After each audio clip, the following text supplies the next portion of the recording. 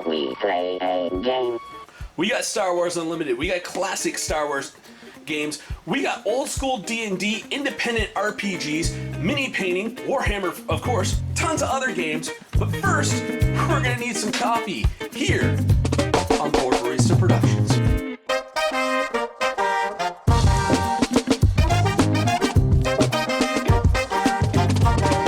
Hey everybody, and welcome to Retro Reviews, a review show where we go through my copious amounts of tabletop gaming books and other paraphernalia one at a time.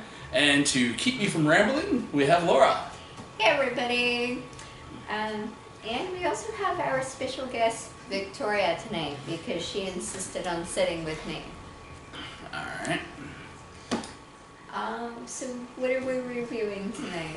Tonight we are reviewing Wyrd Science number 3. Hang on, I gotta make sure this is... Yes, this is issue number 3. This is the autumn 2022 issue. So the goal they had for putting the magazine together is it to be a quarterly, so it come out every season. And for a while it didn't happen, and they've got back into the groove. They got issue number 7 just came out. Issue number 8, I actually was talking to the editor, was asking if he was interested in some ideas I had, and there's nothing official. We're still in the back and forth step right now, but he's told me he's busy working on issue number 8, so I was like, okay, I'm going to leave him alone so he'll get that out in time. I won't be the blame for it, but yeah, so Wyrd Science number 3. So where'd you get this one from? This is another one that I got from Sisters in Christ, the record and other used media store up on Magazine Street. I know it's down on Magazine Street. No, but up is correct because it's uptown. It's uptown, alright. Directions are weird here in the city. I get lost so easily. Okay, so what's going on in this magazine? So the standout stuff that I wrote down some notes for is an interview with the Merry Mushmen, publishers. The Married Mushman? The Merry Mushmen. It's Oh, not a married mushman, like merry, like joyful. more like, Robin Hood and his merry men. These are the Merry Mushmen.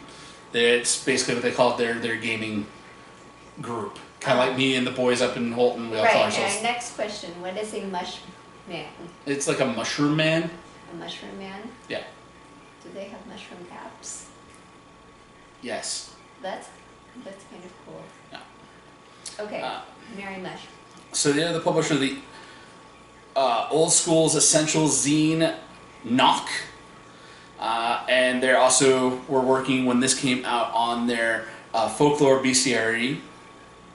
That's more in tune with the real world monsters, because a lot of monsters have been like, so many writers have taken inspiration from real world monsters and putting their own flavor and ideas into them, but they actually decided like, oh, no, let's, OSR is all about a hard reset of going back to the simpler times before everybody started getting in the kitchen and adding extra spices into the into the soup. So they're doing like old school OG monsters. Old school OG monsters. They are the old school OG publishers. So next thing that stood out to me was a look at the Goblins and Goblins and Gardens tarot deck. That was guy had actually created The Goblins in Garden? Like an herb garden? This is going to mean I'm going to spend a little bit more time in the editing booth tonight to get this episode ready. Yes, like an herb garden, or And the goblins that live in the herb garden? I don't want a goblin in my garden. where is that? It was like, I swear it was in this magazine. Yes. So they took like some photos around the garden, and some like here's a lich hiding in a bowl of strawberries. So it was like gardening and fruit and different beautiful nature shots. And they collaged in the artwork from the original Dungeons & Dragons Monster Manual. Interesting. and made them all into tarot cards. So. Okay, but I don't want goblins in my garden. Okay, no goblins in your garden. Next up, there's a history of horror and RPGs, talking about like how the Appendix N, which was all based off of the old sword and sorcery pulp stories like Conan, and a lot of the stuff that really inspired like He-Man and others like 80s sci-fi fantasy sword and sorcery movies. Then how it shifts into like the Satanic Panic. And then because the Satanic Panic forced D&D to remove all the demons and devils out of the game for real horror with monsters and stuff like that, it kind of left D&D and went over into Call of Cthulhu RPG, which then evolved into the vampires, which as soon as you start being like, I'm playing a brooding vampire character, then Buffy the Vampire Slayer gets added into it, and then next thing you know, you got Monster Hearts, which is an RPG about being a teenage monster and trying to find true love, while also dealing with... That leads right into Twilight. Yeah, and Monster Hearts ends up basically kind of be like Vampire the Masquerade into Buffy, into Twilight, and then into LGBT trying to find your identity and also find somebody to connect with aspects. Next up is the Campfire game. That's that Are You Afraid of the Dark kind of card game that I was telling you about. Yeah. It's a co-op game for 2 to 5 players. Has 15 card decks that each are themed around a different horror genre. There's this coin bidding system where you can either offer up coins for somebody to pick up a narrative thread if it's your turn, or you can bid coins to try to take control of the narrative. That's kind of cool. Allows a little bit of interaction between everybody. Has built-in safety mechanics in case it's becoming too intense for any player. So they can kind of be like, no. Too scary, tap out. Or let's reel that back in. So yeah, it's a really cool thing. A lot of games nowadays are trying to build in those kind of like safety mechanisms, because especially in horror, because there can be some stuff that like, some things in horror movies, some people are like, no, it's a hard pass. I don't want to see that. Yeah, I mean, you need guidelines. For me, it's like safety zone. So. My trigger in horror is animals eating people, and very graphic body horror with open wounds and stuff like that. It makes me...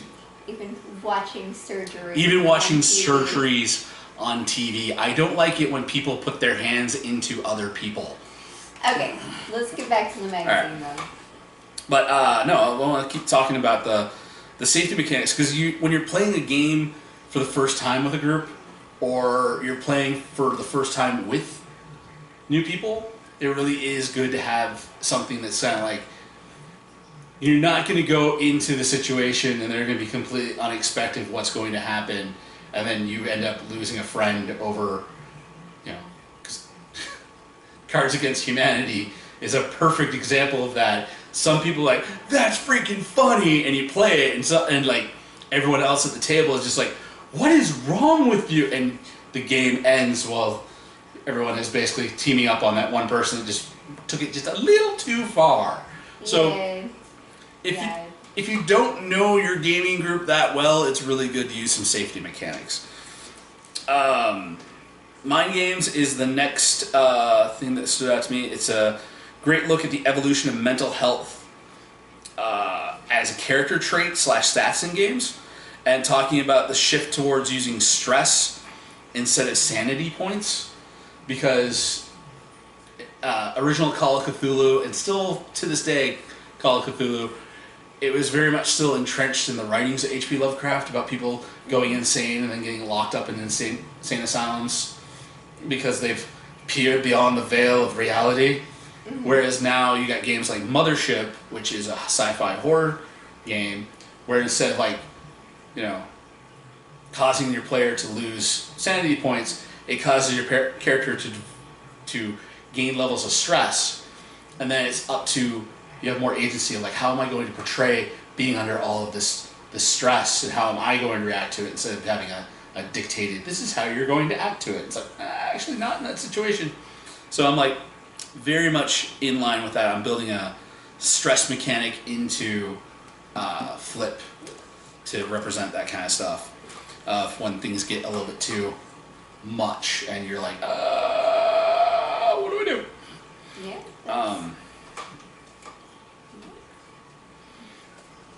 Healthy, realistic. Yeah, healthy, realistic.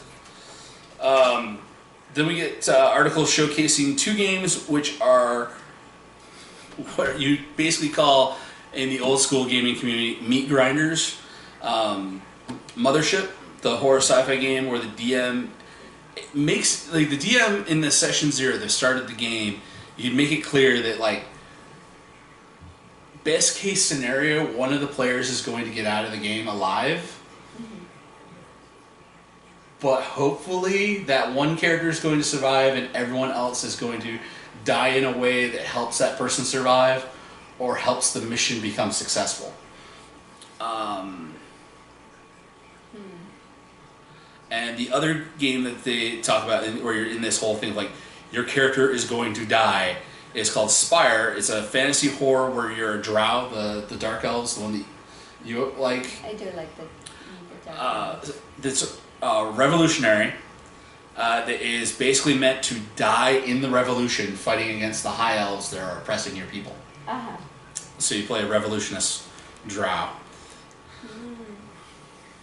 It's like an anti-hero there, like something that's supposed to be like a villainous character, but is like fighting for their people. Yeah. And it's a good flip on the drow, who are classically shown as just being these straight up evil, selfish, in it for myself, everyone else can go jump off a bridge as long as I get what I want. Oh, remember though, the villain is just the hero of the other side. True. Next article is the Book of Gob. It is a number 13 in a series of system and level agnostic spellbooks. So unlike in D&D where it's like, well, in order to cast that, you got to be this level, and you got to wait until you get more powerful to do it. Level agnostic games, spells are kind of like anybody can cast it, but based on like how powerful you are, it ends up being the effect. And so by like agnostic, is it saying you don't have to like be praying to a deity to...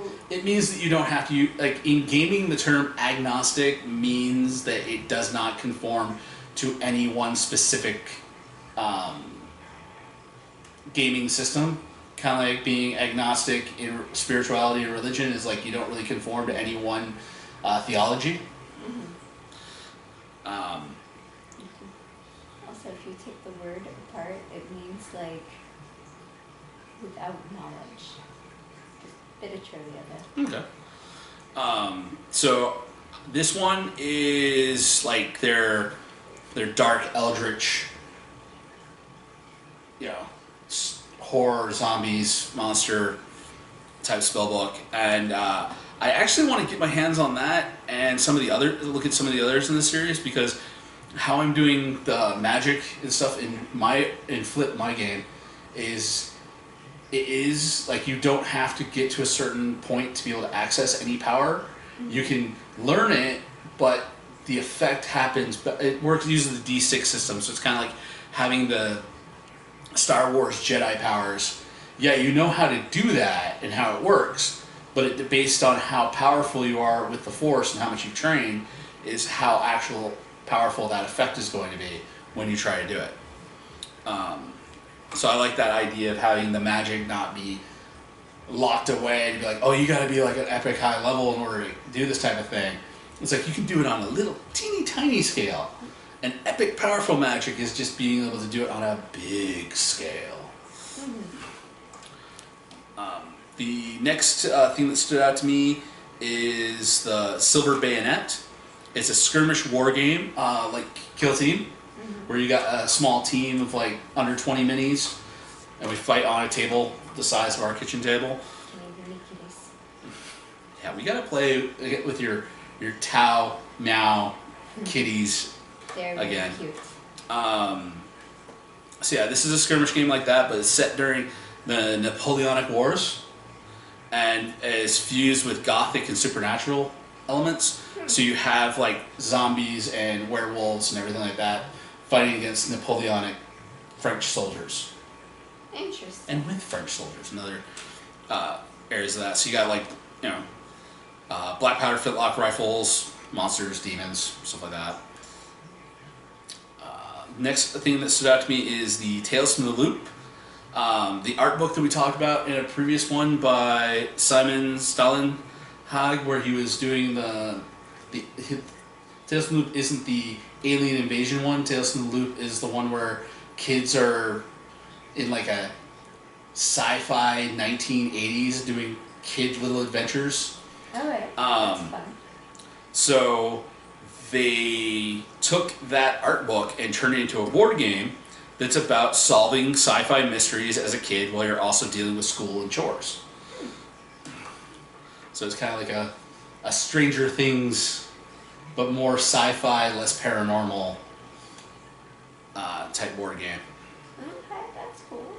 And then there was a few solo RPGs that stood out to me. One of them was the Broken Cask. You're an innkeeper in a D&D world, and you have to deal with all the trouble that being an innkeeper in a D&D world is. You have like magical conventions coming to town. You're like trying to be able to run your inn while crazy shenanigans, goblin invasions, bards trying to seduce your wife, your staff, and your daughters, and your sons, and you. Crazy D&D bards. The next one that I was thinking about getting my hands on was Bucket of Bolts. Basically, it's an RPG where you're the spaceship, and you're telling the story of a spaceship as it gets passed from crew to crew and goes on different adventures. Ah. So it's there was an episode of Supernatural where they did that, where they focused just on the history of the car that the brothers drive around in that. There was also one of the Star Wars books before Disney took over. They did this is the story of the Millennium Falcon.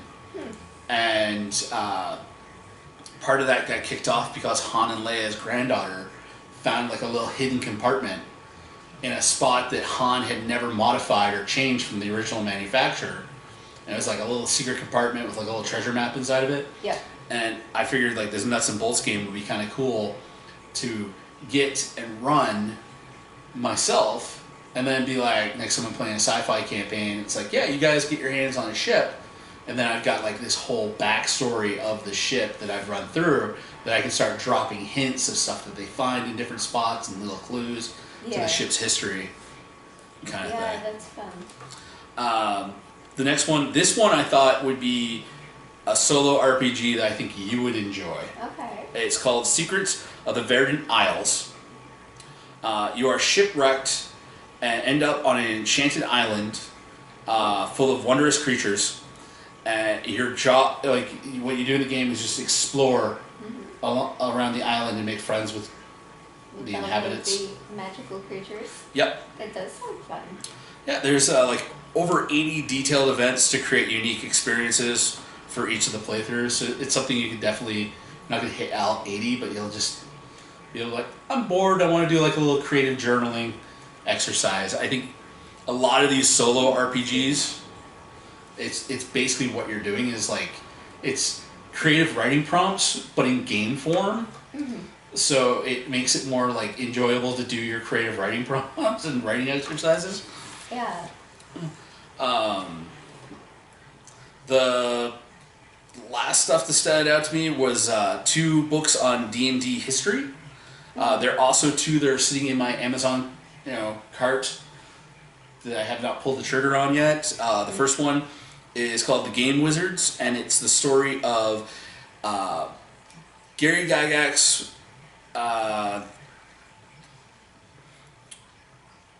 how he ended up losing control of the company, and how it, he lost control of the company, of TSR. He lost control of the game, like something he created, and he was pushed out for a lot of years. And then finally, when they started doing 3rd edition D&D and Wizards of the Coast got on it, that's when they started bringing Gary back to do his columns in Dragon magazine. And it was just really much like, no, we got to get the original creator on board and all this stuff. And yeah, that's great that they brought him back.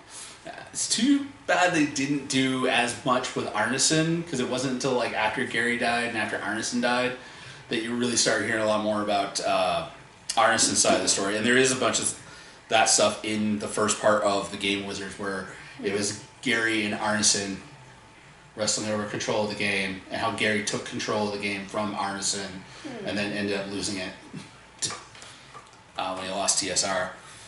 The next is Slaying the Dragon. It's the fall of TSR, so it's after Gary left, up until TSR. TSR is Tactical System Rules. That was the name of the company that Gary founded, along with the Bloom Brothers, in order to create and publish Dungeons and Dragons and all the other games that came out under that brand. And then what happened is in 97, 98, after Gary had lost control of the company, the person who was in charge of it, they ended up losing a lot of money. They started losing a lot of money because Wizards of the Coast came out with Magic the Gathering, and instead of like, we're gonna sit here for 6 to 8 hours to play a game of Dungeons and Dragons, we're gonna sit here for 6 to 8 hours and play like 18 to 20 games of Magic. Yeah. It became a kind of thing of like, okay, this game, you can have a whole tournament. You can have like, yeah, it's a lot more instant gratification. So a lot of people like, there was a whole thing of like, Magic was the RPG slayer. It was only a few people that were like, okay, we're gonna play D&D, we're gonna play Vampire or Star Wars. But pretty much everybody I knew that played those 3 games, they all had Magic card collections, and played Magic a heck of a lot more than they did D&D. But so TSR started losing a bunch of money, and had tried to compete with Magic with their card game Spellfire, and Spellfire was more of a misfire. So TSR is like going belly up. Wizards of the Coast is just making money. So Wizards of the Coast ended up buying TSR. And then in 2000 is when they released Dungeons and Dragons 3rd edition. Right. And took all the TSR branding off the books, and everything. The black covered books that I have for D&D, those say TSR, but they actually have Wizards of the Coast copyright on the inside. So the black edition of the core rule books is when Wizards of the Coast took over. Okay. But that Slaying the Dragon is all about how basically TSR went bankrupt twice and then got bought out by Wizards of the Coast. So those two, I think, along with my Playing at the Worlds and some of the other books I've got on the history, will basically complete my history collection of books for the history of D&D, and then I can branch out into some histories of some other gaming companies after that. But yeah, that's all the stuff that stood out to me. Anything you think I should put into the Amazon cart out of any of this stuff? What really drew your attention? Oh, I think the campfire game would be really fun. Alright. Have some 90s nostalgia. Oh yeah, I think next time we know that like Sam or Sergio is going to come down, I'll definitely be like, okay, I'm going to buy that game for when they come down. Yeah, that'd be fun. I think the history books would be good additions also for your thesis book. Yeah. Going in there. And the one with the enchanted dials. Alright. With the unicorns and the fairies and the happy creatures. Alright, I got some ideas for some stuff. Nah. Alright, that is all we got for this week. Yep, that's everything. Thanks for joining us. Peace. Bye, everybody. Hey, everybody. Thanks for staying till the end of the episode. Remember to like, share, subscribe. Follow us on Facebook at Board Barista Productions. And if you want to support us, Patreon link at the bottom.